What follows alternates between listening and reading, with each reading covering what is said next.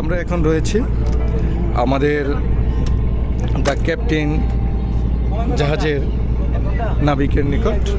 ভাই কেমন আছেন? আলহামদুলিল্লাহ ভালো আছি। কতদিন যাবৎ এই পেশায় রয়েছেন? আমি এই বুড়ো বিগত 4 বছর ধরে। বিগত 4 বছর যাবৎ রয়েছেন। এই টাঙ্গুয়ার হাওরে কি আপনি 4 বছর? টাঙ্গুয়ার হাওর এই আমার বাড়ি। ও, এখানেই আপনার বাসা। যেহেতু আপনি এই হাওরে বেড়ে ওঠা মানুষ এবং ছোট সময় থেকেই এই পরিবেশটি উপভোগ করছেন, বিগত 5 বছরের সাথে বর্তমান আসলে কি পার্থক্য দেখছেন এই হাওরের মাঝে? হাওরে আগে তো আপনার ট্রেডিশনাল বুট আছে, আগে পর্যটক হালকা বলতে পর্যটক বেশি হইতো না, হাওয়া ঘুরে দিয়ে ঢুকতো। এখন হাউস বুট আইছে, হাওরের উন্নত হয়েছে। আগে হাউস বুটগুলো আসলে অনেক খুব সৌন্দর্য।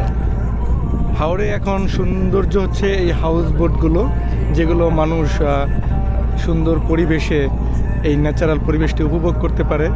আপনি তো দীর্ঘদিন এই পরিবেশে জাহাজ পরিচালনা করে আসছেন, আপনার কাছে কি চ্যালেঞ্জিং মনে হয়? কোন পরিবেশটি আপনার কাছে চ্যালেঞ্জিং মনে হয়?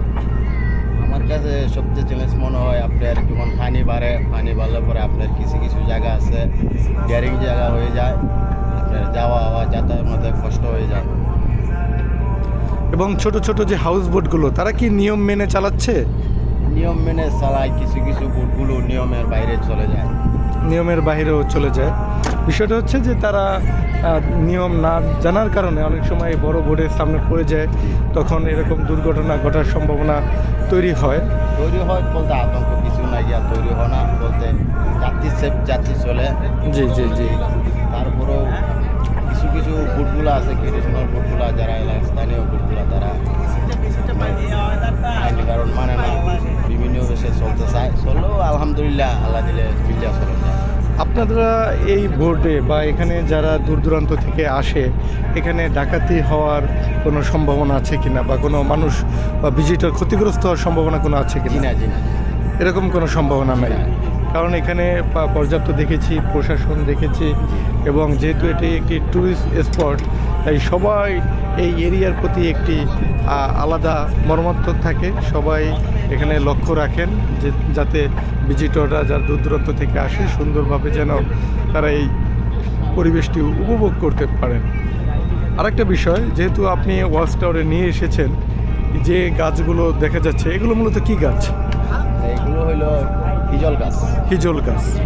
হিজল গাছগুলো মূলত পানিতেই থাকে। এই গাছগুলো গোড়া থেকে মাটি সরে যায় কিনা, যেহেতু বড় বড় হাউস বোটগুলো একদম হিজল গাছের গোড়ায় চলে যায়। হাউস বুটগুলা গাছে বাধা নিষেধ আইনগত অপরাধ। হাউস বুট গাছে কোনো বাধা। বুঝতে পেরেছি। হাউস বোট গাছ থেকে দূরে থাকবে, মাঝ নদীতে হাউস বোট থাকবে, এবং ছোট ছোট নৌকায় করে চলে যেতে হবে সেই ওয়াচ টাওয়ারের কাছে, যেখানে এই ধরনের বৃক্ষগুলো রয়েছে। আমরা দারুণ উপভোগ করলাম। আমাদের ক্যাপ্টেন সাহেবের অভিজ্ঞতা শেয়ার করলেন, এবং বাংলাদেশের এই সর্ববৃহৎ যে রামাসার সাইটটি রয়েছে, যার প্রধান আকর্ষণ এই হিজল গাছ ওয়াচ টাওয়ার, যেগুলো সব সময় পানিতে থাকে। আর প্রাকৃতিকগতভাবে হিজল গাছগুলো পানিতেই বেড়ে ওঠে এবং এগুলোর শিকড় খুবই শক্ত। তারপরও প্রশাসন লক্ষ্য রেখেছে যাতে এই পরিবেশটি বজায় থাকে, প্রাকৃতিক সৌন্দর্য যাতে নষ্ট না হয়।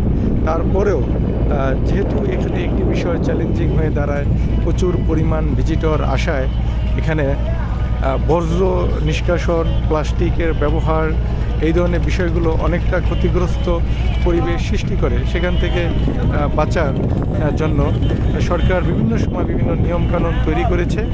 ইনশাল্লাহ আমরা সেই নিয়মকানুন ফলো করেই এই আনন্দ উপভোগ করব। সবাই সাথে থাকুন এবং উপভোগ করে থাকুন এই বৃহৎ রামাসার টাঙ্গুয়ার হাওর বিশাল জলাশয়। ধন্যবাদ সকলকে। আসসালামু আলাইকুম।